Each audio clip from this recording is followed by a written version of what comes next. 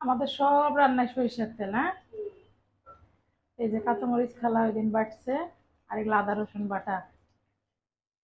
আবার ওই যে পাঙ্গাস হইতেছে ভাই, আবার কেউ কিছু কইেন না, এটা হচ্ছে আগের দিনের, ওই যে অর্ধেকটা ছিল না।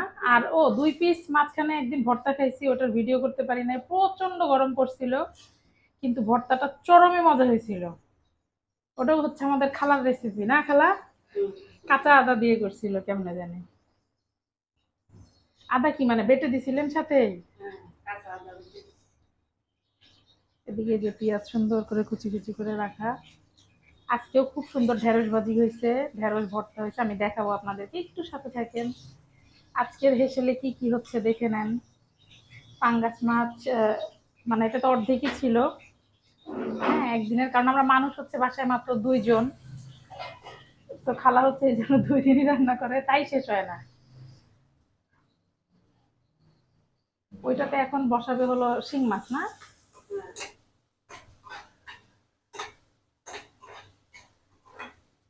আর আমাদের হলুদ কিন্তু বাড়ি থেকে আসে, আমার শাশুড়ি দেয়। আমার সরিষার তেলটাও কিন্তু বাড়ি থেকে আসে। হ্যাঁ, কিনেও আনা হয় মাঝে মাঝে, কিন্তু মানে এখান থেকে কিনে না ফুয়াদ, বাড়িতে গিয়ে একটা লোক আছে, উনি অনেক ভালো সরিষার তেল ভাঙায়, উনার কাছ থেকে হচ্ছে স্পেশালি নিয়ে আসে। মানে এত সুন্দর ঝাঁজ ওইটা।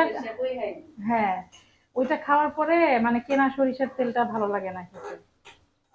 এগুলা সবই হচ্ছে আমি আমার শ্বশুরবাড়ির এলাকা থেকেই নিয়ে আসি। তারপর আমার শাশুড়ি যে একটা গুঁড়া মশলা দেয়, ওটাও অনেক ভালো না খালা?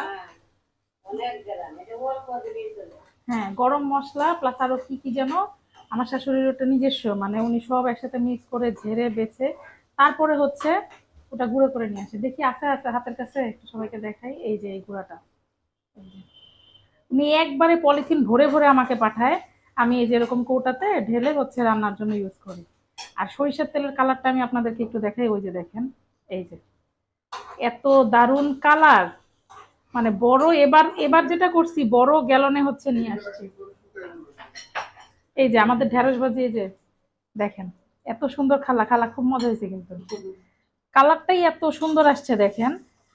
এটা একটু খালা ডিফারেন্ট ভাবে করছে আলু ভেজে, আমি আপনাদের সাথে পরে শেয়ার করবো না, এটা আমি একদম ডিটেলস ভিডিও করছি আজকে। আর এই যে ঢেঁড়স ভর্তাটা দেখেন, এটাও খুব মজা হয়েছে, আমি এখনো খাই নাই, কিন্তু ফুয়াদ ভাত দিয়ে খেয়ে বললো খুবই মজা হয়েছে। ঢেঁড়স কাঁচামরিচ সিদ্ধ দিয়ে পেঁয়াজ, পেঁয়াজ লবণ আর তেলটা পরে দিচ্ছেন না খালা? আর মরিচটা মনে হয় ঢেঁড়সের সাথে সিদ্ধ দিছে। যাই হোক, খালার বিভিন্ন রেসিপি এখন থেকে হচ্ছে আমার ইয়াতে পাবেন আপনারা, যে যেখান থেকে দেখছেন, ফেসবুক থেকে দেখলে তো ফেসবুক পেজে, ইউটিউব থেকে দেখলে ইউটিউবে, মানে পাবেন আর কি। কি বলেন খালা? আরে না, খালা দীর্ঘজীবী হোক।